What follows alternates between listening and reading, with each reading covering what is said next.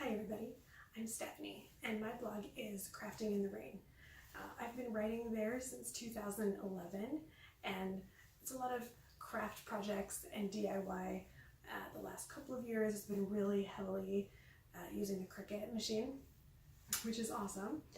And in this new year, I have added a new tool to keep being crafty, and it's my brand new Christmas present, Dewalt 788 Scroll Saw. I thought it would be fun to document my learning process and what I'm doing, things that I've learned, get tips from you guys.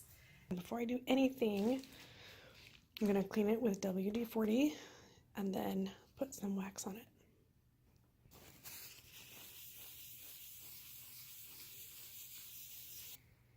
So that has cleaned off any grease that was left on the table from manufacturing or anything like that.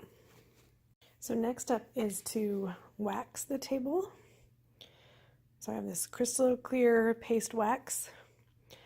I've read that you don't want to use a wax with silicone at all because it can mess up your wood finish later if any of it gets on there. So I'm using this paste wax and putting it on pretty thick. I've rubbed in a little bit here and I'm just going to cover the whole surface and let it sit for about 30 minutes until it's all dry, and then I'll come and buff it out, and then that will protect the table so that it doesn't get any rust on it.